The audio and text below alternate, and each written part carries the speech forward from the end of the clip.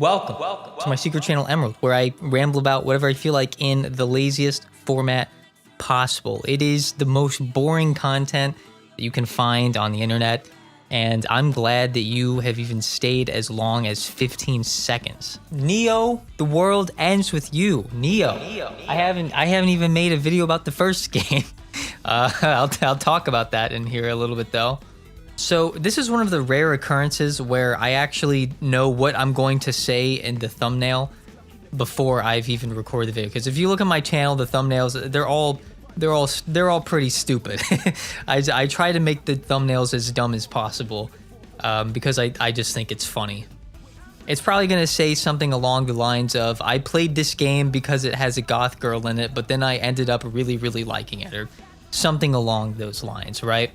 And I will explain what I mean by that in a second, but I'll take a second and say, if this is your first time here on the channel, basically what you're listening to is what you get. I ramble about whatever I love. I don't make a video about something that I don't love, and all I basically do is sit in here and I talk about it for an extremely long amount of time sometimes, and usually longer than I expect.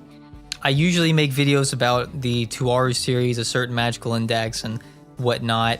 So the fact that I'm making a video about something entirely unrelated, I feel the need to warrant that. I don't expect this video to get very many views at all, especially considering, unfortunately, this game, Neo the World Ends With You, did not sell well, apparently, which is an extreme disappointment to me, and I'll talk about that later in the video. But this video probably won't even do well, because it's like I'm basically an index channel, and be talking about a game series entirely unrelated, and a game that didn't even perform that well. But I loved it so much. I was surprised by how much I loved this game so much that I had to make a video about it, because the most important thing about this channel is that I am just talking about what I'm passionate about, and I loved this game enough to make this video happen. And I'll go ahead and say this, Neo the World Ends With You is the most fun I have had with a video game in, I think, a year and a half. The last time I had this much fun with the video game was 13 Sentinels, and I have made a video on 13 Sentinels. I thought that game was an underrated gem. I thought that game was a masterpiece, and hardly anyone even played it, so I really wanted to make a video about that. So I played that in like October, November, whatever, in 2020. So yeah, I've got a lot to say about this game, and I'll just go ahead and give a warning. I will be talking about spoilers. If you have never played the game and you are interested in it, you probably should not watch very much more of this video, because I will be talking about that stuff. And if you have no interest and you just want to listen to me, well, I appreciate you. But I do hope you give the game some consideration, because I feel really bad that it apparently underperformed in sales, and I would love for more people to go out and play this game. But anyways, that's your warning. I will be talking about spoilers, so either leave or stay. It is what it is. So yeah, I guess I'll go ahead and talk about very briefly my history with The World Ends With You as a series, which I get annoyed having to say the name of that. Some people call it TWEWY. TWEWY, they abbreviate it, and I just think it sounds kind of gross that way. So every time I just say The World Ends With You, the whole dang title, right? So my history with it is, well, it's not very long, because I first played The World Ends With You, the original game, on the Switch when they released it, with the remaster, final remix, and I really loved the original. I thought that game was like a 9 out of 10. I loved the story, I loved the characters, I loved the music, loved the art. The gameplay was like, it was originally a DS game, of course, as most people that know about the series are aware, and that does not translate well to a Switch. It was like, I mean, I still enjoyed the gameplay, but I do remember it being pretty uncomfortable, the way I had to like position myself to play it.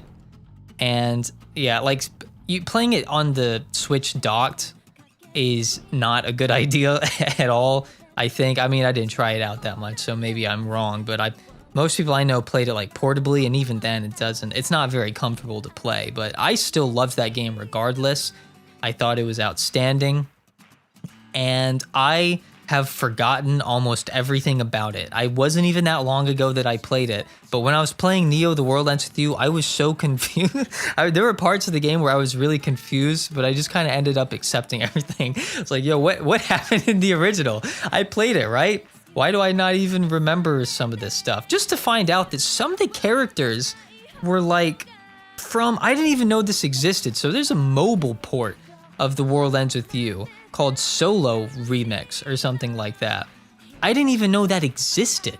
And so there was this one character who her name was Coco, and I didn't know who she was, but they were all acting like they knew who she was, and I was so confused. It's like, what? Who are you? You weren't in the game that I played. And then that's how I found out, oh, there's a mobile version of that where it apparently deviates from the original story a little bit. But anyways, I don't have much to say about the original in this video. I kind of want to replay it soon. I don't know if I will or not, but if I do, maybe I'll make a video about it. I'm not sure. But either way, I really did love playing that game and the time I spent with it. I don't know why that makes it sound like I'm talking about my child that grew up and left the house or something, but yeah, I'm just saying I loved the game when I played it.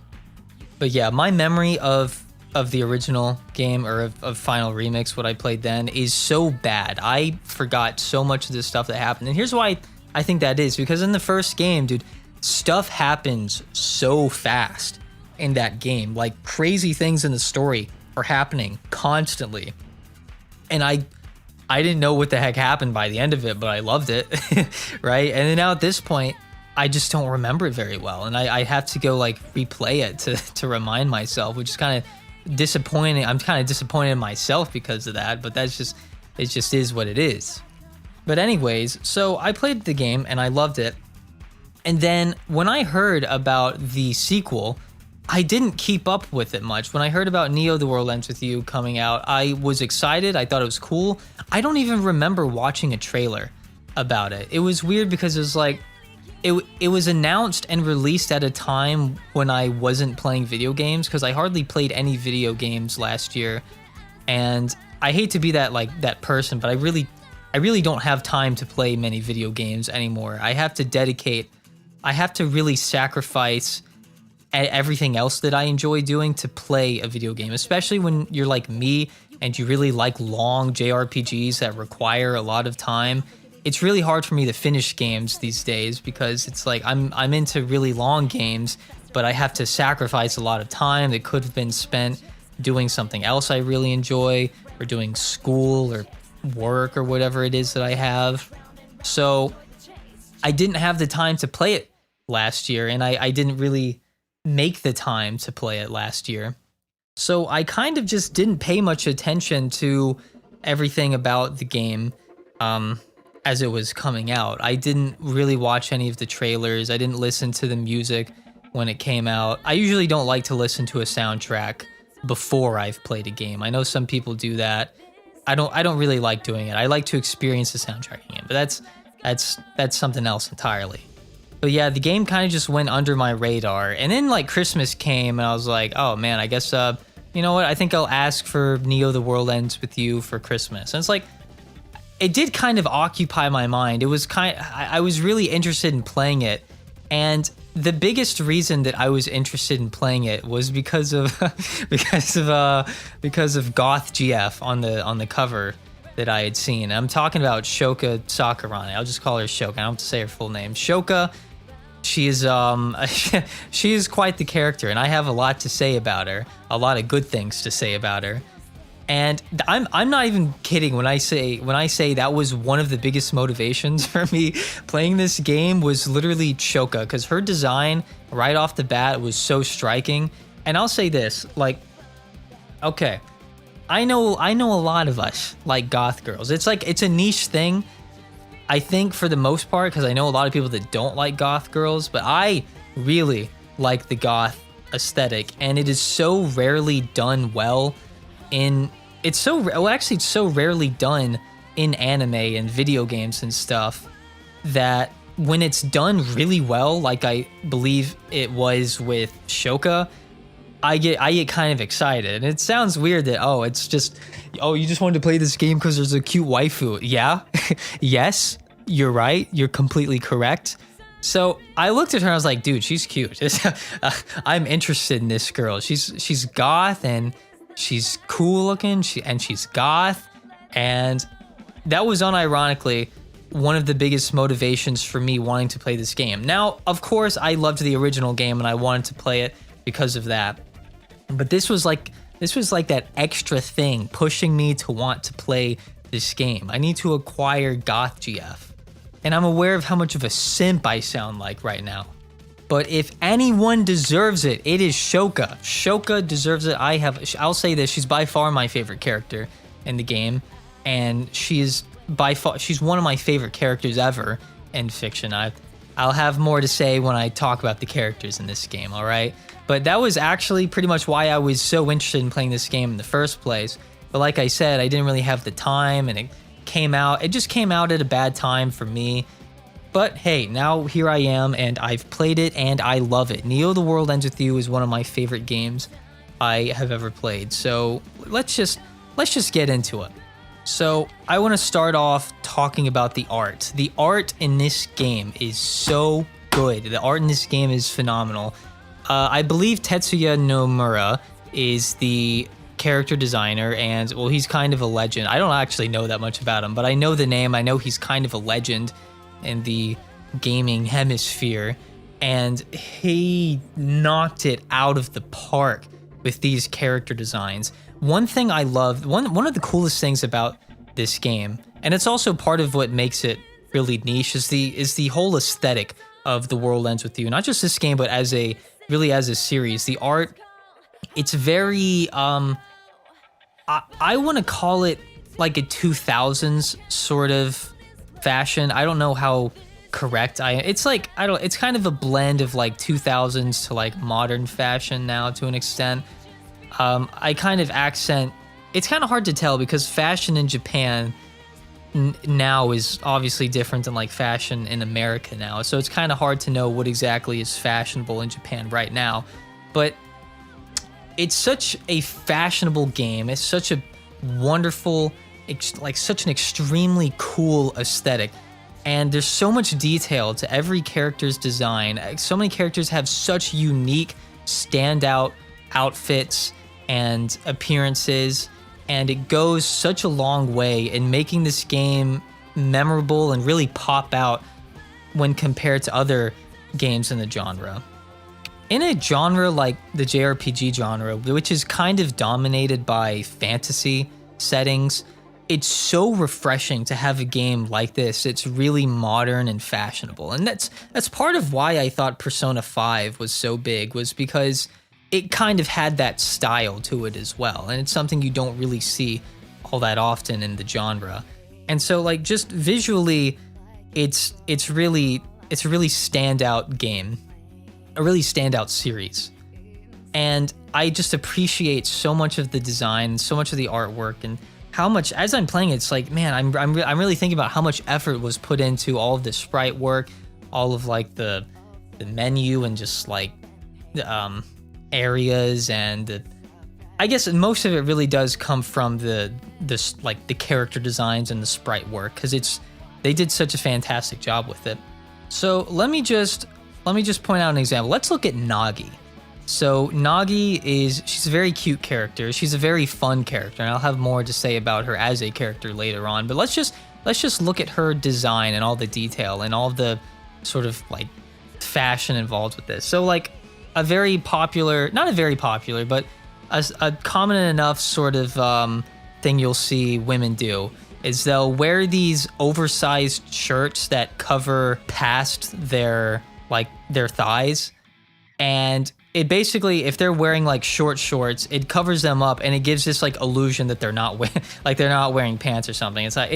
It's like a fashion thing that's been a while. It's been a thing for a little while. And then she's got this really cool like alternating like purple and white color scheme. You can see that in her shirt, her stockings, her backpack, and even her hair is like black.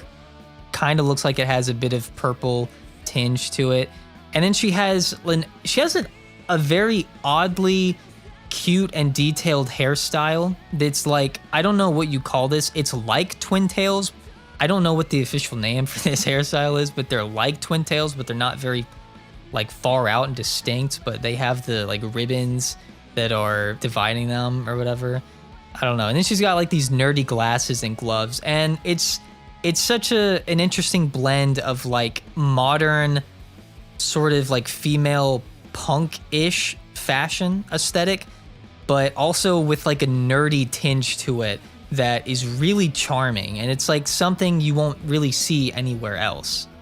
And then let me point out Rindo, the main character, because one interesting thing about him that I'll just point out is like, I find it funny that he wears a mask, which it's really interesting in the context of 2022, really 2020 through 2022 with the whole COVID pandemic and whatnot, because masks used to be a uniquely Japanese, maybe Asian as a whole as well, but I can't confirm if that's true or not because I don't really know. I'm unaware of other Asian countries' fashion trends, but if you look at Rindo, if you look at Japanese fashion, that's a common thing that you'll actually kind of see even before, obviously. Like, mask would be used by Japanese men for this very specific aesthetic. And it's like, it's really odd to see it in this context, but I really like it because I think it looks really cool. And he doesn't wear it for like its intended purpose or anything. He just wears it because it's a nod to that aesthetic, that trend in Japan. So I thought that was a nice little. I mean, really, dude. I'm looking at all the characters right now. Well, not all of them, but I'm looking at a lot of these characters right now, and they just have so much detail put into their outfits, and they're all so unique, and they just ooze with style. I'll also go ahead and point out Shoka, obviously, as the character I was going a little monkey mode for. Shoka, she's interesting because she's kind of got like two layers going on. She's got this, I don't even know what, it's like a very light purple, maybe it's just white and black. I'm not even sure if my eyes are deceiving me or not, but she's got like this very cute, somewhat proper dress that goes down to like her thighs or whatever, and then it's covered up by this gato nero, like this basically like cat sort of hoodie, I guess you could call it, and it's so cute because it has like cat ears on the hood, and it's got like the eyes and the it's Mr. Mew from the original game if you played that, but it's got like the cat face and ears, and it's got an ear piercing. It's got an earring on the ear of the cat hoodie, which is so nice. And then one of my favorite things about it is she has this red belt strapped like basically on her stomach at the center of it, and it adds so much, dude. It's such a unique design. It's so cute. She's got this wonderful aesthetic. It's really standout. Like, you won't really find this in any other game, right? And I'm really driving home the point of how much I love the fashion and the aesthetic and the art of Neo: The World Ends With You, because it's such an integral part to this series as a whole, and it's one of the things that sets itself apart from all the other games in the genre. Now, I am aware this aesthetic is not for everyone. It is niche. It's definitely targeting a very specific market, but I just happen to be in that market because I really like this sort of aesthetic that this game goes for. I'd also like to point out that there is a big focus on fashion in this game, because I make it sound like I'm really into fashion. In real life, I'm really not. I kind of appreciate a certain aesthetic. And that's about it. Because honestly, I think like modern Western fashion is it's extremely stupid, and I hate it. But I really appreciate in this game because I think it actually looks visually appealing, and it's visually appealing and unique. Whereas I feel like a lot of like modern Western fashion is visually like very unappealing. It's unique just for the sake of being unique. That's why I like it so much in this game, because it's actually attractive, and it makes the characters stand out. And so I really like that balance. But it makes context. What I was gonna say was that it makes context in the game's world, where obviously the whole game taking place is in Shibuya, Japan, which is like, big cities, right? It's filled to the brim with all these different like designer brand stores and whatnot. And in a big city where there's so many people, if you want to stand out, you have to dress in a sort of unique way if that's what your goal is. Which does sound shallow, but it kind of ties into this sort of theme with The World Ends With You of like individuality, not taken to such an extreme extent. But one line I remember from Shoka is that, so in the story, Shoka is a Reaper from Shinjuku, which was just freaking erased. I don't know when the heck that happened. Did that happen in the first game? I don't know, but whatever. She's a Reaper from Shinjuku, and she migrated to Shibuya, and she said, and she enjoys like going shopping and stuff, and she said as she was like exploring the city, she found Gato Nero. I think that's how you pronounce it, which is like the cat hoodie thing that she wears. And she said when she found that store, she felt like she had found something so specifically designed for her, basically. And that was kind of a cool thing that the city had to offer to her, was like this sense of individuality. And so I kind of like that tie-in. It's not something so narcissistic as like some people try to put it. I don't think it's based on a narcissistic perspective.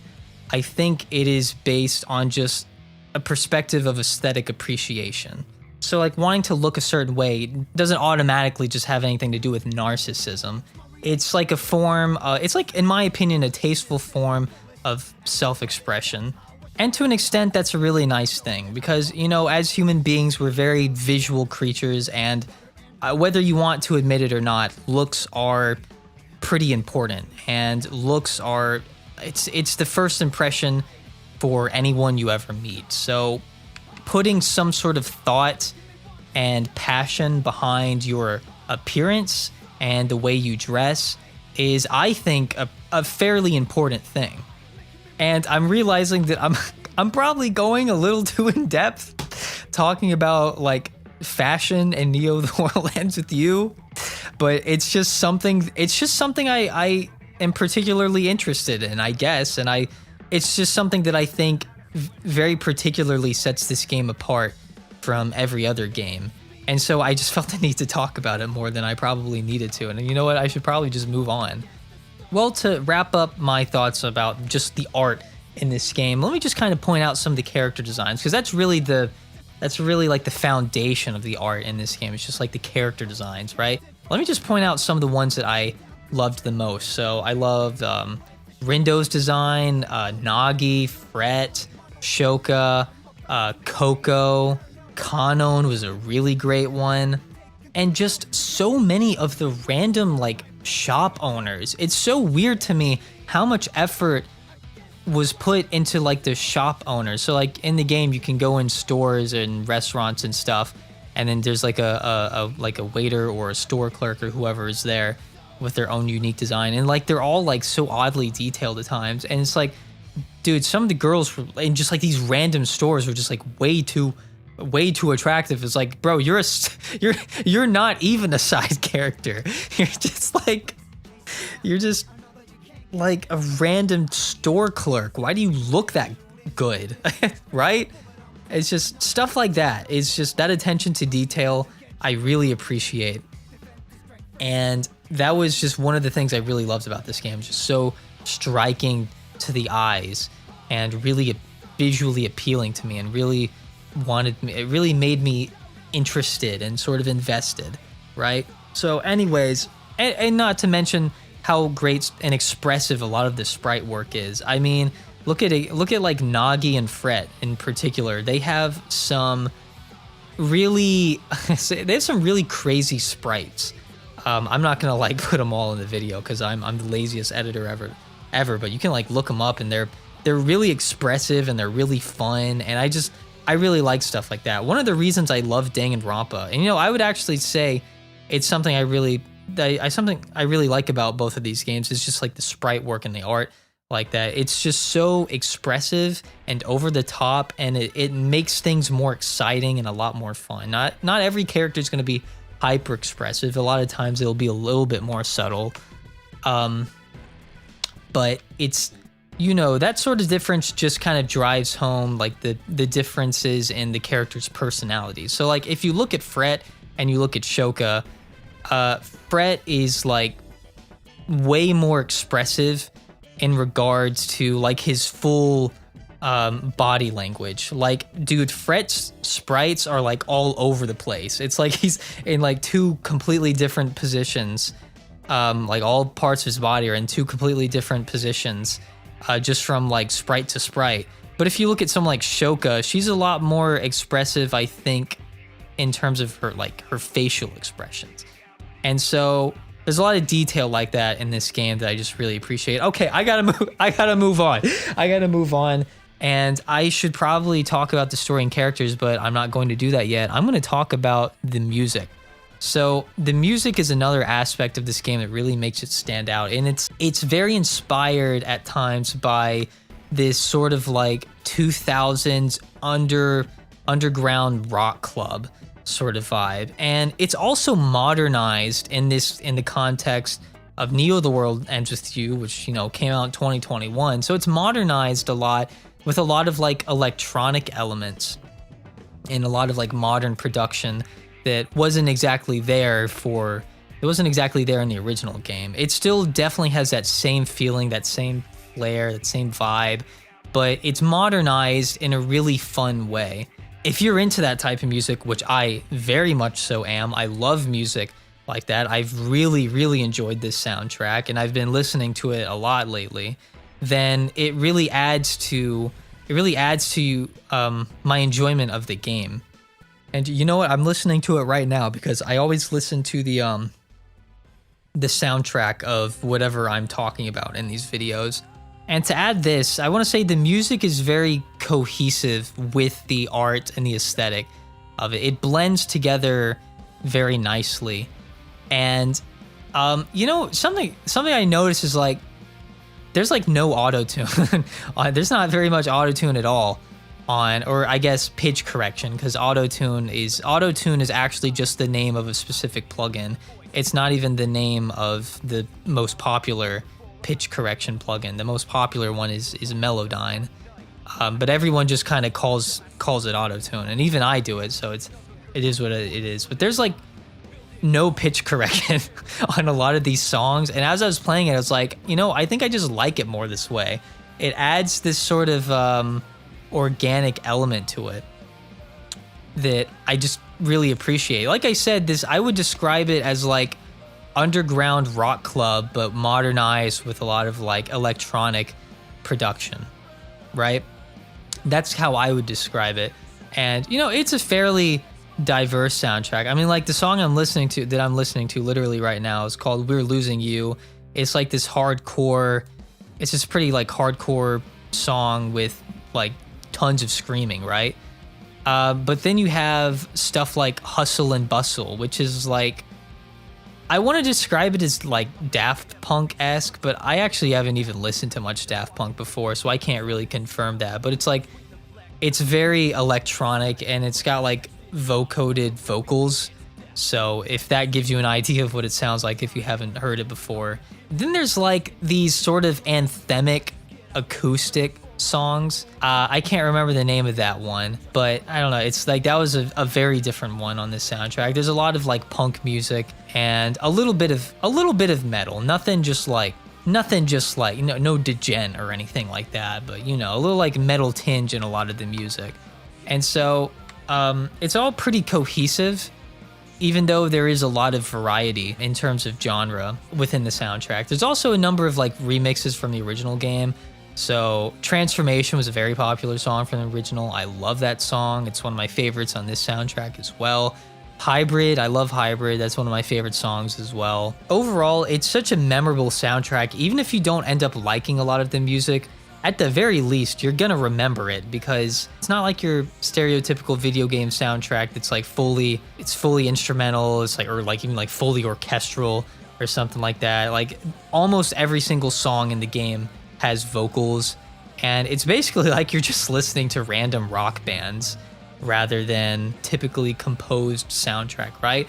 But that's why it's so cool. And it, like I said, it fits in with the setting super well. It fits in with the aesthetic and the art, and in my opinion, it adds a lot to the game. And you know, one important thing to know about this game is that it is very niche. It's not actually that hard to understand why the game supposedly did not sell that well. It's not really that hard to tell why, because it's very particular with its target audience. Not everyone is into this type of music, and not everyone is into this sort of aesthetic. A lot of people really do just like that, like medieval times fantasy sort of aesthetic, you know? And they're not really interested in something like Neo: The World Ends With You. But in a way, that makes the experience more special for people that do like it, because it's kind of like this. The more niche something is, if you are a part of that niche, you're going to be impacted more by that than you normally would, because it's going to feel like it was personally made for you. If you happen to like that specific type of music, and if you also happen to kind of dress that way in the way, you know, that the characters do in the game, then you're going to relate to it more, and you're going to feel a deeper sense of appreciation for it. So it's really hit or miss, and that's a blessing and a curse. It's a blessing because the people that are into it are going to really love it, and they're going to be really passionate about it. But the people that aren't into it you're going to have a harder time reaching a bigger audience, which is fine with me, because you know what? I always prefer things that take creative risks and do target kind of like a specific sort of target audience like that. A specific demographic. It's something that I prefer than just this very obnoxious concept of everything being made for everyone, this like hyper inclusivity that just makes everything kind of lifeless and soulless. And oh, would you look at that? Somehow I've wrapped back around to the theme that is present within the game of individuality, and I've now related it to real life and the sales performance of this very game. It's kind of funny to think about it that way, isn't it? The important thing to know is not everything is made for everyone, and that is very apparent with Neo: The World Ends With You. So, yeah, I guess to talk more about the soundtrack as a whole, well, I liked it. There you go. There's my deep analysis. I mean, I could sit here and talk about some of my favorite songs, but I mean, I guess I will. I mean, my favorite song was probably Breaking Free, which I think is also my favorite new song, that is. You know, not one that wasn't a remix. Breaking Free was the most popular, I think, as well, because when I checked on Spotify, it had the most amount of plays. It's like, man, it's a really wonderful, like, vocal performance. Just a really fun, high-energy song. And one that was completely different was Hustle and Bustle, which I talked about earlier, which was like I say Daft Punk-esque song, but bro, I don't even, I've listened to like one Daft Punk song, so I don't even know if I can really, I can make that claim, right? But yeah, I mean, if you guys know anything about me, my main channel, quote unquote main channel, I haven't uploaded on that in like 7 or 8 months, right? And I'm about to pass that channel in subscribers on this channel. But if you know me, I make music myself, so I'm really interested in music production, and I could go a lot deeper into the soundtrack, but I'm not going to, at least in this video. I mean, I'll be real, I probably won't make a video like that, but maybe one day. I would like to talk about more in-depth musical production stuff on the channel, maybe like talking about specific soundtracks or something, but I think for now in this video, I'll just go ahead and move on. All I really have left to say about the music is it's good. I like it. It's fun. It makes me like the game more. So let's go ahead and move on to just like story and characters stuff. So if you are for some reason listening to this video and you have no idea what the gameplay or story of The World Ends With You is like, and you're just listening to me talk about it, well, I guess for those people, I'll very briefly explain. So Neo: The World Ends With You. Basically, the characters die in the real world, and then they are basically still in the world, but they are in the UG. So the real world is the RG, and the The world they go to is the Yuji, which is basically like, you know, they're there in the city, everything is normal, but no one can see them. Only they can like see each other. And of course they can see all the people that are still alive. And they have to compete in the Reaper's game. In this game, everyone is paired up into teams. In the original, it was just you had one partner, but in this, you actually form a team. By the end of the week, whichever team, they play like various games on various missions, and whichever team has the lowest amount of points will be erased, meaning they'll basically die again. You know, I think you can get the idea. They'll be erased after the span of a week. So it's a week-long game, and if you get last place, you are die forever, as Korone would say. I probably could have explained that better, but I'm sure you get the basic concept. So I will say this, the game started off a lot slower than the original. Not necessarily slow in a boring way, but the original, like I said, hits you just with all this stuff so fast. Like, I mean, spoiler for the original, but like, I think Rhyme dies in like the first day or the second day or something. It's like right off it starts off really intense. But this game didn't really have that same sort of beginning, but I think it's fine because it gets really intense later on. There are a lot of like really well built up character arcs throughout the game that have pretty big payoffs, I would say. And it's not so in your face. The writing in this game, it's not so in your face. It's actually at times fairly subtle. And I'll point out an example. I'll talk about Nagi again, because as I was playing the game, one of the things I was most disappointed about was Nagi's character, because Nagi, for the first like 2 weeks of the game, Nagi's like defining characteristic is that she's a gamer. She's basically this gamer girl who stands the character we know as Minamimoto. I don't even know if he's actually Minamimoto. I think he just looks like Minamimoto. I don't even know. But she's obsessed with this sort of like celebrity figure and this game about that celebrity figure or something. It was something like that, right? And throughout the first 2 weeks, because, you know, there's 3 weeks in the game. I should have said that, but there's 3 weeks in the game. And throughout the first 2 weeks, her literal main motivation for surviving is so she can go back to playing that game. It's like, Nagi, why do all these other characters have these serious story arcs, but then we have Nagi, who's kind of like, she's just a gamer. It's like, but then I kind of thought about Nagi's role in the game. And then it kind of hit me, Nagi is supposed to be this balance to the rest of the cast, because the rest of the cast has pretty, I wouldn't say dark, but they have like fairly intense sort of like character arcs, right? And they reach some pretty like nasty conclusions sometimes. And Nagi she contrasts the rest of the cast so well, and I think she serves as like a balance to the rest of the characters. So even you can even see this in the way that she speaks. So in this game, there's a lot of slang, which I can talk more about the localization later, but for now, let me just talk about the characters. So the characters use a lot of slang in the way that they speak. You can see this in the way that Rindo texts.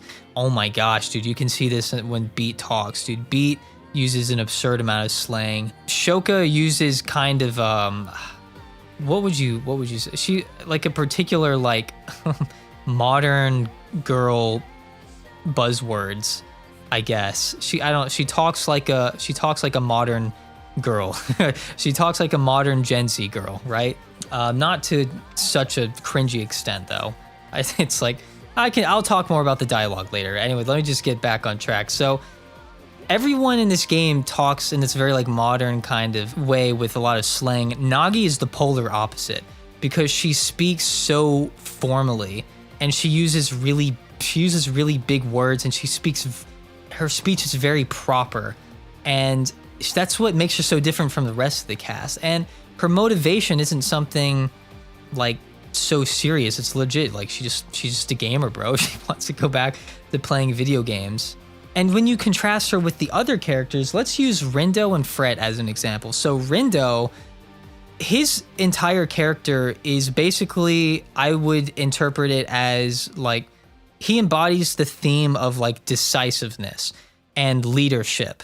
So at the beginning, and Fred even calls him out on this, Rindo was very bad at making decisions for himself and for other people. He was appointed as a leader, and he doesn't really live up to the leadership role because he likes to rely on someone else for answers and decisions. And so, especially since, I guess I should have mentioned that Rindo can time travel in this game, which I'm not going to talk about how overused time travel is. I thought it was used well in this case, it's whatever. But it all kind of ties back together into this whole theme of just decision making around Rindo, right?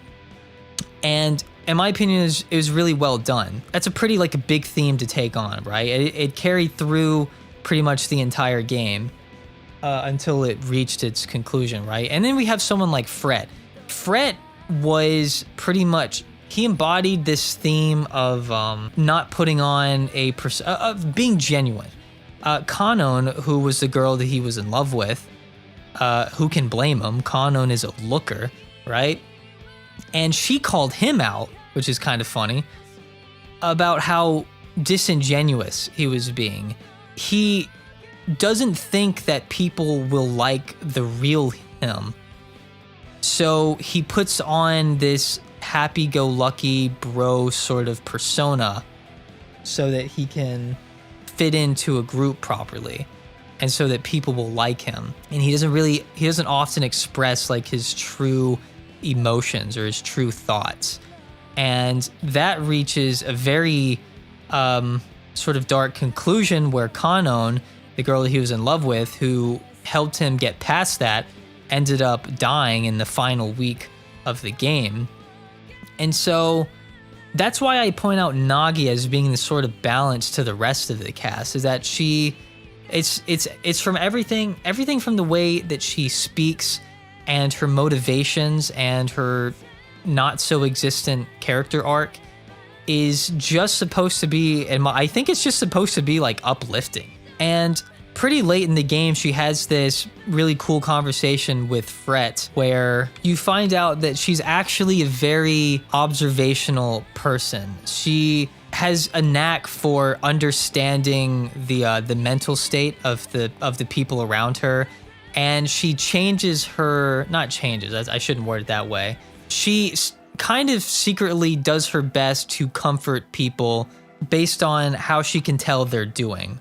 She has a good understanding of what the people around her are thinking about and going through, and she does her best to relieve that stress of other people, if that makes sense what I'm saying. Even though she herself kind of comes off as a sort of outcast, she actually tries pretty hard to make sure no one else really feels that way, and she makes sure that they feel welcomed. So that's kind of what I meant about sort of subtle character writing like that. It's something I really liked, and it's something that I was kind of complaining a little bit about Nagi's character. I was only complaining because I really liked Nagi and I wanted there to be more to her, and there was more to her that I didn't really realize. And I was also sort of neglecting her role among the cast. So let me move on to another character. I want to talk about Rindo, the main character. I want to say a realization that I had about Rindo is how very oddly realistic he was. It's so I have a hard time putting it into words, but something about Rindo feels so oddly real. He reacts to things like a real person would.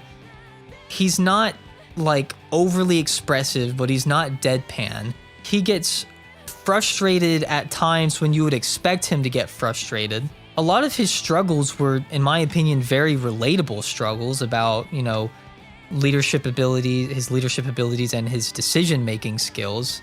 And the way that he talked to people was pretty realistic. He was relatively down to earth, and it's like, even contrasting the way like he spoke and the way that he texted, because in this game there's a lot of like texting conversations that you get to see. It all felt so oddly real. I almost felt like it was legit a real person there. It's pretty strange. I'm so used to protagonists in anime and video games being like really overly righteous that I just never felt that way with Rindo. Even though Rindo very often wants to do the right thing, he doesn't go about it in such an obnoxious sort of like virtue signally way. He just seems like an authentic person who authentically wants to do the right thing in a very believable way. And overall, he just comes off as such a down-to-earth person. And something about everything I just described to me makes him feel like a very believable and a very realistic character. So overall, I found myself really impressed by Rindo. I loved his character arc and all the sort of like themes that I already talked about, so I'm not going to mention him again. But he was a character, like I said, I found myself very impressed by, and I really enjoyed him. Yeah, but all right, let me go ahead and talk about the girl. Let me go ahead and talk about Shoka. I wanted to play this game because I just saw, oh, cute goth girl. She'll be my new waifu. Oh boy. I was not expecting Shoka to unironically be the best character in this game. Shoka is probably like the most layered character in the game and had such wonderful development throughout the game. It was extremely satisfying, and I honestly I don't know where I'm going to start. You know what? Let me go ahead and say this. I actually did correctly predict that Shoka was Swallow, which Swallow is this person that is texting Rindo from the very beginning of the game. So here's what happened. At the very beginning of the game, my initial prediction was that Swallow would be Nagi. Very quickly found out it wasn't Nagi, because Nagi joins your party like day, I don't know, 2, 3, 4, something like that. She joins you very early, and it's very apparent that she's not Swallow. So after that, I was like, you know, I guess maybe Shoka could be Swallow. And I think I just threw that prediction out there because I wanted her to be Swallow, because I thought it'd be cool, and then I ended up being right. At a certain point in the game, it became obvious, but I like to think I predicted it before it became obvious. But anyways, it's really interesting what they did with her, because she is a Reaper. She's not even a human from the RG. Well, she was a human from the RG, but now she's a Reaper. But she was a Reaper from Shinjuku, and she's been texting, because she's a Reaper, she has access to the RG, technically. And so she was able to talk to Rindo, even though he was in the RG and she was in the UG. But yeah, basically, her and Rindo have a really interesting sort of relationship, because they're technically enemies of sorts at the beginning of this game, but the whole time she is Swallow and she knows who Rindo is. And because of that, throughout the game, she's not very friendly to Rindo in person, and that's for 2 reasons, I think. This isn't explicitly stated in the game, but this is what the conclusion I came to. So the first is that she was kind of rude to Rindo and his party, because one, she's very bad with people. This is stated in the game that Rindo was technically her first legitimate friend as Swallow, basically just through texting, because she's very bad at dealing with people and she's struggled making friends for her whole life, I guess. So she talks in this specific sort of rude manner at times, where she says things like, you know, I guess her catchphrase is like "later losers," whatever. I don't know how that was localized, but whatever, right? But she says like "later losers." She calls some character like "worm for brains." I think that was Beat. She called "worm for brains." She does a bit of name calling. She's pretty stubborn and sarcastic. She throws around insults like that, and it's because she's kind of socially incompetent to a degree, and that's something she kind of overcomes throughout the game with the help of the party. At least that's kind of how I interpreted it. And so that's one reason why she was rude to Rindo and treated him the way she did. It was because she's kind of socially incompetent, and she was only really able to become friends with Rindo because she was doing it over text. And you know, when you're texting someone, you can think about your words and you can kind of change the way you approach people and talk to them and treat them. And it's easier to be the person you want to be over text than it is in person. And so that's kind of an interesting, very realistic sort of struggle that I really liked about Shoka. But the other reason that she was rude to him is because she's a Reaper and he's a player, meaning they're kind of at odds with each other. And she knew that there might be a time where they would have to fight her or oppose her. And she didn't want to let Rindo know that she was Swallow. And she wanted Rindo to kind of have somewhat of a negative opinion of her so that he wouldn't have a problem fighting her if he needed to, which is, yeah, that's something. It's interesting to imagine. When I was kind of playing some of the earlier parts of this section, I was replaying them, actually.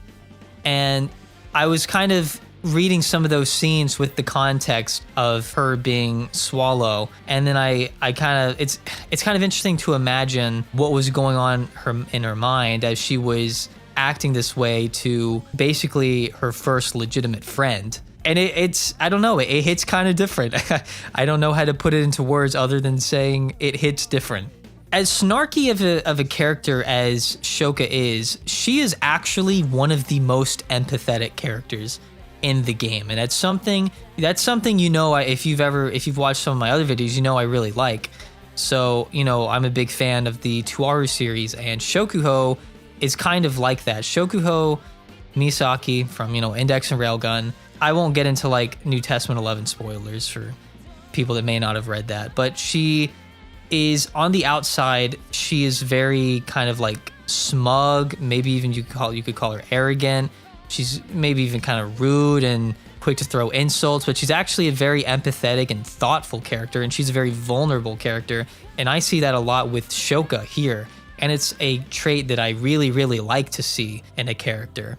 But yeah, Shoka, she's a very, very caring person about the people that she's close to. If you look at her relationship with Ayano, who I thought they were related, but they actually were not related. They are in the alternate universe bonus side story, which is kind of funny. There's a really funny thing. A little side tangent. There's a very funny scene in that where they're sisters in that world, and the iguana that sits on Ayano's shoulder in that universe is actually Shoka's pet iguana named Iggy, and she gets mad at Ayano for taking him out in public just for her aesthetic.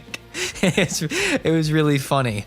Anyways, that's besides the point. But her relationship with Ayano is a very sisterly one, even though they're not actually sisters.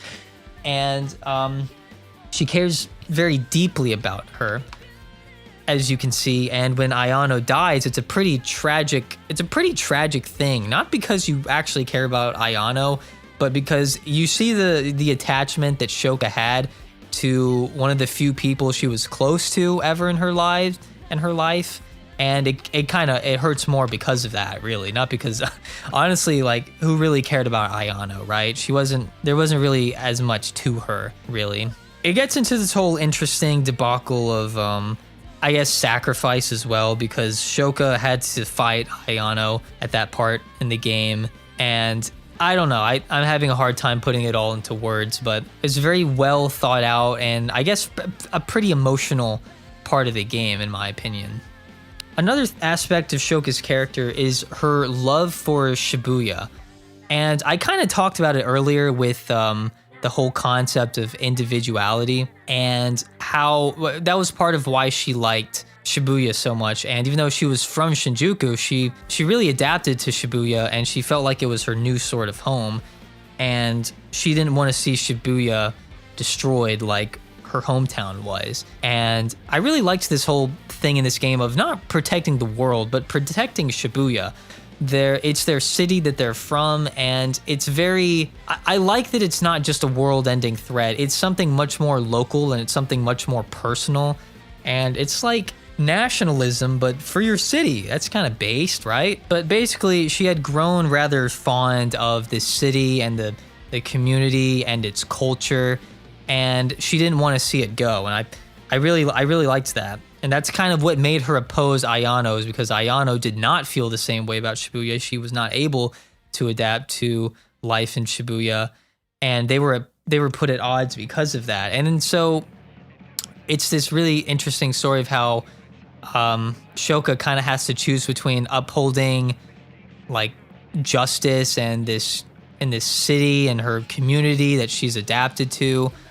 And she's having to choose that over a personal relationship, which is a pretty interesting sort of ordeal. But the point I'm trying to make is that Shoka she's a very empathetic and caring and thoughtful character.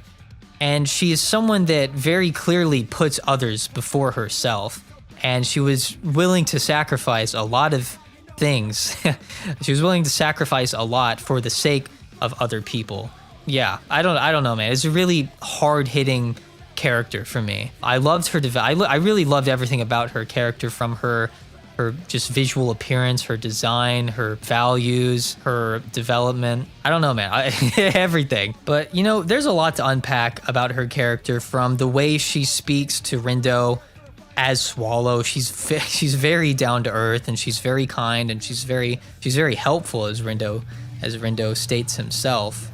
And then there's the way she talks with people in person, and the things that she does behind the scenes. Like, she helped out the main party, and she didn't even take credit for it. Actually, TWEWY, another character, took credit for it. And she's keeping in mind her position, you know, as a Reaper. And it's really cool to see how just thoughtful of a character she was, and how ready she was to sacrifice herself for the sake of others. She's a sincerely impressive character, and to top it all off, she's an extremely enjoyable and, in my opinion, likable character. I mean, she may not start off super likable, because, I mean, she is being, you know, kind of mean to you, right?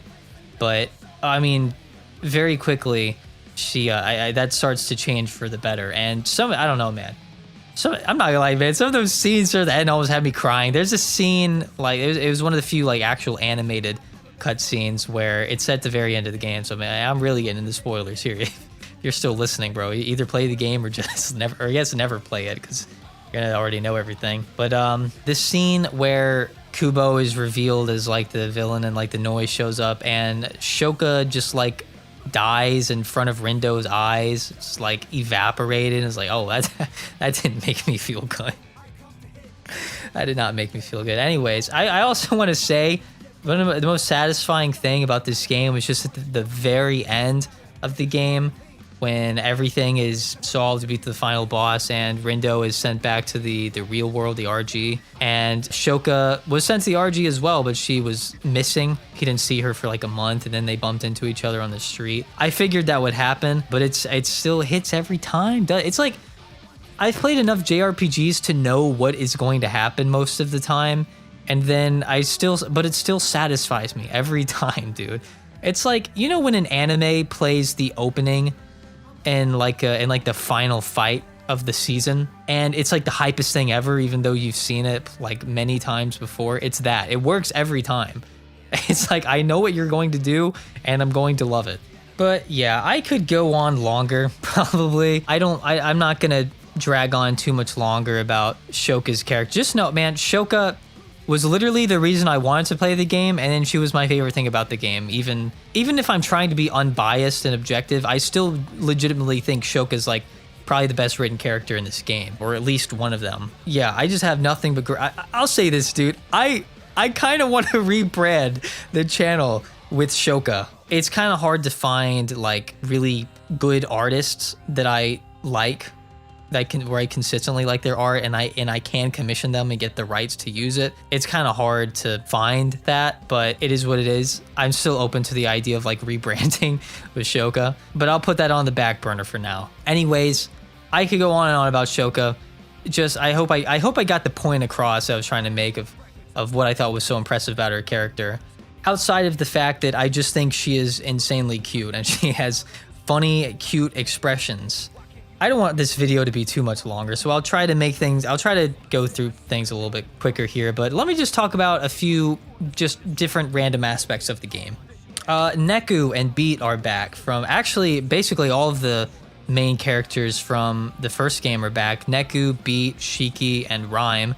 And if you want to count Minamoto, yeah, sure. It's so funny because in the original game, I remember him in the original game, but if he did not say the word Zeta in Neo the World Ends With You, I would not have remembered that he was in the first game. That's literally how I remembered him. It's like, oh yeah, he's the guy that says Zeta and uses a bunch of like math terminology in his daily speech, and it's like cracks me up. It's pretty funny, and he's also just like a really cool guy anyways. That was kind of an interesting thing going on. Neku shows up. Beat is actually a part of your party, and he's this really cool sort of like uplifting character, and he puts a lot of thought into motivating everyone and psyching everyone up and making sure that everyone is in good spirits, which is a cool thing. Neku, I love Neku as a character, by the way. I think he's a fantastic character. He's such a developed character at this point that it's so interesting to see how moody he is in the first game and how he just has this really soft smile throughout the entire game, and he's a lot more lax, and it's really cool to see how he's changed. He came back in this really dope scene as they were fighting Minami Moto, which was probably my favorite fight in the game, except maybe the final boss fight. That was a really cool fight. Let's see, Rhyme and Shiki. It was really interesting to see Shiki in her real form, not her form from the first game. And she cute. Yep, she was there. She was nice. She didn't really do much, but she was there. Rhyme became a hacker. Dude, okay, I'm gonna say something dumb. I don't know why I don't remember why Rhyme is alive. I thought Rhyme died, dude. I was so confused. It's like, is my memory of the first game that bad to where I can't even remember the fact that Rhyme is alive? I thought Rhyme died and never came back. I guess I was wrong. Dude, I gotta go. I'm gonna try to replay the first game whenever I can. I might do that because my memory was just so bad. But yeah, Rhyme was dope. Let me just point out some other characters just here and there that I really enjoyed. I love Coco. So Coco was apparently from Solo Remix, which was like the mobile version of that game, of the original game, which I didn't play. And I don't know why she wasn't in Final Remix, unless she was and I just forgot, which is totally possible. But oh my gosh, she's insanely cute and insanely funny. She's like, I like this sort of personality where it's a girl who she's exaggerating her girliness to kind of an obnoxious degree, but I find it really funny. And she just, I don't know, she has like this weird switch that she can flip where she's just like totally innocent, cute, princessy sort of girl. And then she's just like frustrated, like kind of naggy. Her expressions are amazing. They're kind of like over the top, and just sometimes she's like really smug, or like, I don't know, dude. Just go look up her sprites. They're really funny to look at. Her voice was great. It was so like, again, like, I keep describing her as like over the top because that's what she is. She reminds me of a Danganronpa character, and I really love that style of character writing, of just this sort of like over the top personality like that.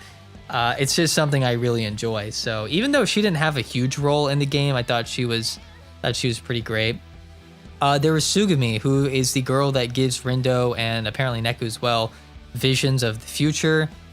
And she's got a great design, man. Just so many characters in this game have great designs. My favorite thing from Sugumi was the Another Day alternate universe side story thing where, like I said, it's an alternate universe, and her and Nagi are fangirls of this band, and they have a flexing contest over who is the bigger fan of the band. And they just talk about like the insane things that they've done to support the band, and I can't even remember the examples they used, but they were so absurd. It was just really funny. And then they got into a fight because, I don't know, dude, it was just hilarious. I guess go look up the scene if you care that much. I'd also like to point out Kanon. Her name is spelled Kanon, and I think the Japanese way of saying that would be like Kanon. So I'm sure some people call her Canon or Kanon, or I don't know, something like that. She has a very good design, if you know what I mean. I liked her role in the game, but I feel like by the end of it all, she mostly served as a development device for Fret, which is fine because I thought it worked out very well. Yeah, I don't really have much else to say about her. There's Motoi, who's a leader of another group in the game, and it was a sort of interesting thing where he was in the RG. He was this role model, this internet celebrity role model for Rindo, and it turns out he was actually plagiarizing everything and he was stealing it. He had this really kind of warped view that because he was popular, it was okay for him to steal people's material and content and words and such for himself because it would reach more, those words would reach more people and would have a positive effect on those people. So he believed that he was doing a good thing because of that. But in reality, he was actually just kind of like insecure and wanted, I guess, validation for it all. And he was a very fake person who was very kind of self-absorbed. Yeah, it was a pretty interesting sort of arc there. Let's see, there was Suzukichi, which dude, I wish he had a different voice actor. That voice did not fit him. It was pretty annoying. I really did not like Suzukichi throughout the majority of the game. You find out at the end, he essentially was trying to oppose Shiba, the game master, and he was technically on your side the whole time. It made me like him a little bit more. Yeah, still can't say I love him, but there was a I don't know, I still kind of respect his character to an extent. I'll tell you who the worst character in the game is. The worst character in the game is Kubo, because there's no interesting, he's basically the true villain, and there's no interesting motivation or goal that he has. He just, he basically just like trying to destroy the cities one by one through the Reaper's game, pulling all the strings behind the curtain. That's the kind of character he is. But the thing is, like, the game focuses on storytelling and character development through different ways that don't necessarily require any contrast to him as the villain. So he's kind of just there. He's very unlikable.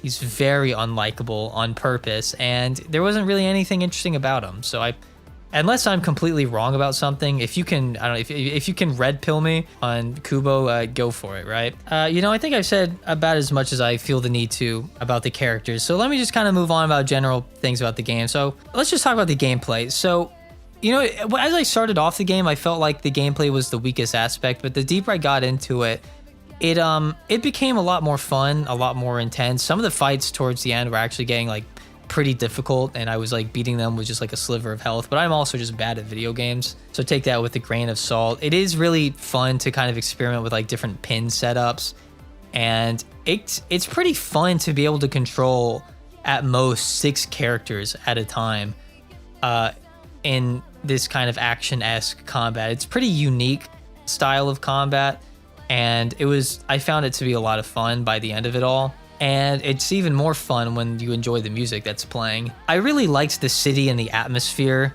I don't know what the engine is called, but it kind of looked like Persona 5, if you know what I mean. But I liked the environments.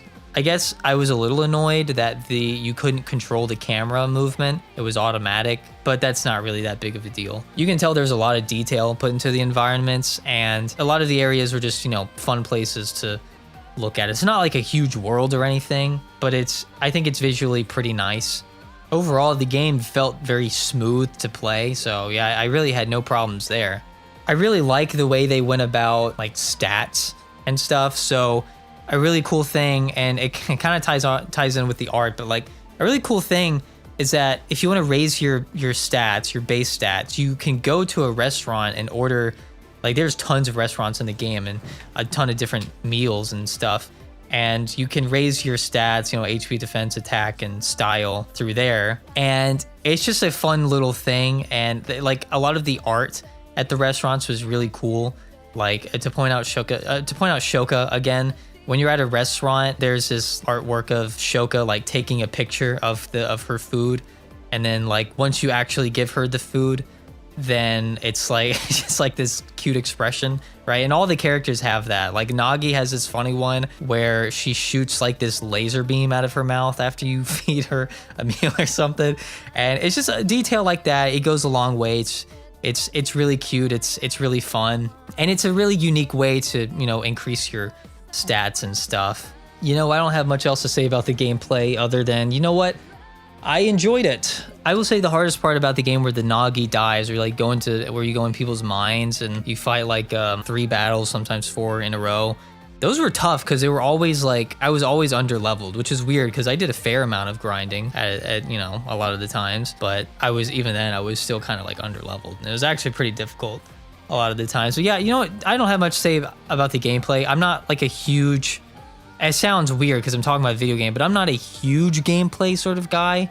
I kind of put characters and story stuff first. Obviously, I like good gameplay in games, but I can tolerate poor gameplay if the story and character is great. Like, so I love Drakengard 1 because the story of that game is absolutely insane, but the gameplay was pretty mediocre in Drakengard 1, but it didn't really bother me that much because it was just such a unique experience with the story and characters and world and whatnot that I just didn't really care that much. I guess this is kind of controversial. It probably makes some people annoyed, but it's like, I just personally prefer to have a game that has like an outstanding story or characters with lesser gameplay than I would have a game with like amazing gameplay but lesser story and characters. You know, that's just me and my own personal taste. So I get why people are different, but to me with stories and stuff, it's like I feel like I need to have it because I need a narrative that I can learn something from or attach myself to that will last with me longer than this temporary satisfaction of enjoying fun gameplay that's not really going to stick with me after I'm done playing it. I don't know if anyone relates with me on that. That's just how I feel about video games, but that's besides the point. So I'll kind of wrap up here. I'll add a few more things. So I think the localization is probably a bit of a point of contention for me, but it's not something I couldn't overlook. There were just a lot of times where I knew what they were saying, and I played the Japanese version, so I knew what they were saying. Yeah, like I didn't play the dub, so honestly, I tried listening to the dub and I did not like it. That's just me. If you like it, that's fine. But I could tell what they were saying in Japanese sometimes, and the text would not line up very well. Like one time, Beat was saying every character's name in the party, and the translation was changing it to him saying their nicknames. So when he verbally said Nagi, the text said Penny because she has a bunch of pins on her backpack. So that's his nickname for her. And his nickname for Shoka was Kitty Girl, and you know, stuff like that. It's like he wasn't saying that verbally, he was saying their actual names. I don't know why they did that, but they did. I understand the need for localization, but I would like to try to keep things as close to the original as possible, unless something will literally not make sense if you don't localize it. So if someone tells like like if someone uses wordplay in Japanese that does not translate to English, then yeah, you can localize that. You would need that to make sense to the English audience. So that makes sense, but localizations are kind of a scary thing because they can really mess with the intent of a line, as we've seen with some garbage things Funimation has done. I won't get into that here, but yeah, if you know, you know. So I would say that was actually probably my biggest complaint of the game, is just like some suspicious localization stuff. But there were times when I think it also benefited, because the characters I imagine in Japanese were using a lot of Japanese slang that doesn't translate super well. So it makes sense for characters to, you know, use English slang as a substitute. So that's something I'm fine with. I don't really have a problem with that. And I thought it actually added a lot of character and personality to the characters. So I think that was likely probably the best decision at some times. That's just kind of my view on localization in a little nutshell, but it is what it is. It wasn't something I couldn't overlook. It really didn't harm my opinion of the game really at all. I will point out I'm disappointed in the underperforming sales, but I'm sad because the game is so good. I enjoyed this game so much, dude. And it really does make me sad because the likelihood of us getting another game is very low, even though there's so many opportunities they have. Dude, there is a world full of... Shibuya is not the only place where the Reapers game takes place. It happens all over the world. There is so much they could do with this series. It's not going to be done. And I do find that pretty sad because, I don't know, so much effort went into the game, and I know a lot of the people that played it really loved it. and it took so long for us to even get this sequel, like what, 13 years or something. It's not looking like we're going to get another one anytime soon. If they do make another one soon, I will consider that a blessing. I don't really see it happening though. I think that'd be a financial risk probably for Square Enix, unless they just give the game a lower budget, which is possible. I just seriously loved my time with this game. It is the most fun I've had with the game in a while. I thought the character writing in this game was phenomenal. I love the art, love the visuals, I love the music, I love the aesthetic of this game. I love a lot of the voice acting. I love... Oh man, by the way, I found out, I forgot to point this out, I found out that the Japanese voice for Uzuki, who is in this game, is Satomi Arai. Satomi Arai is the voice actress of Kuriko Shirai. Some people might know her as Beatrice from ReZero. I know her as Kuriko Shirai, literally the face of both of my channels. Dude, she's my, Kuriko, my favorite female character, and I love her voice to death. So hearing her voice as Uzuki was wonderful in this game. But anyways, this game oozes with style and personality. It's a lot of fun. A lot of people might find it, one last thing I want to talk about, the dialogue. Okay, one last thing I really wanted to talk about was the dialogue, because this is something that is so hit or miss for people. Yes, a lot of the times the dialogue is cringy. But cringe is not always bad, okay? Cringe is kind of funny sometimes. Cringe can be really fun. So I'll make a quick comparison. I didn't realize how much I cared about dialogue in a video game until I played Tales of Arise, and then now, which I played earlier this year, and then I played Neo: The World Ends With You. Comparing the dialogue in those two games is really interesting, because I like Tales of Arise. That's a very solid game. The gameplay is absolutely phenomenal. The story is well thought out. The world is great, the lore is great, right? But dude, the way the characters talk in that game, the dialogue in Tales of Arise, to me personally, in my own opinion, I thought was extremely boring. I could not pay attention to the cutscenes in that game. I zoned out so much because the way the characters spoke, to me, was so uninteresting. And that's when I realized how important dialogue is to me, because I played Neo: The World Ends With You, and it's like the dialogue is so distinct in this game that it keeps my attention because of that. It's kind of cringy at times, but because it's kind of cringy at times, I remember it and it sticks with me, and I poke fun at it and I enjoy it because of that. That was just an interesting thing that I realized as I was playing both of those games. It was like, man, I didn't realize just how important dialogue was for me when it comes to enjoying a game's story and characters. Like, the way characters talk is important. You need to write the way characters speak in an interesting or unique way if you want to keep people's attention. But man, I'm not a writer. I'm probably just speaking nonsense right now. I mean, I don't know. What do I know, right? At the end of the day, I'm just an idiot that speaks into a microphone for way too long about just random things, right? But yeah, that's about all I have to say. I think I pretty much talked about everything I wanted to talk about, and I just want to sing the praises of this game.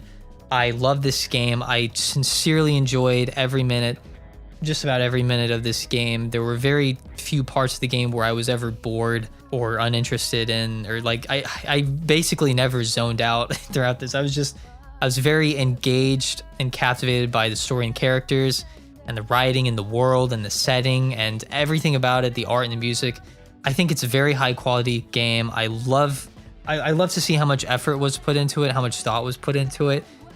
It's just, to me, games like Neo: The World Ends With You are not very common. It's a very unique game that doesn't just come out every year or anything. So I really appreciated what was so unique about this game and what set itself apart from everything else in the genre.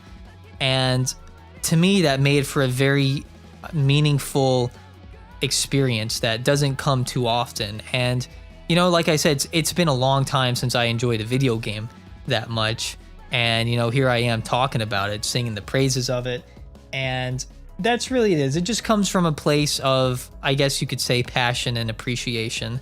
That's why I make these videos, because I like to talk about the things that I like, and I wanted to talk about Neo The World Ends With You because I think it deserved to be talked about in a largely positive context.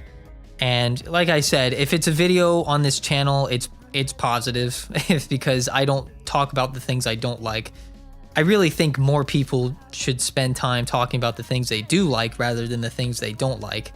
That's what's so garbage about Twitter. It's like people are just complaining about everything on Twitter, and they don't seem to enjoy anything a lot of the times, right? And that's also why I encourage other people to just, kind of do what I do. If you have things you want to talk about for an extensive period of time but no one to listen, then you know what, make a YouTube video and start talking about it. A little off track, but it's just something I wanted to say. So, you know what? If you made it this far in the video, thank you. God bless you. You didn't have to do it. And I very much so appreciate anyone that ever listens to any of these videos, especially the people, especially when it's not even index related. Because I know I've got mostly an index following. Of my 300 ever subscribers, I'd say 95% of them are here because of my index videos, maybe even more than 95%. But you know what? I'm going to keep talking about the things that I like. And, if anyone listened this far, I appreciate you. Thank you. Feel free to comment literally anything on your mind. I love seeing comments on this channel. It's one of the best things about this channel. It's one of my favorite things about this channel is seeing the long, well thought out, positive sort of comments, or even like critical sort of comments. I appreciate those as well. I have a fun time with this channel, and I hope other people do too. Once again, thank you to anyone that listened to this video. I hope you have a nice day, night, week, month, year, decade, life.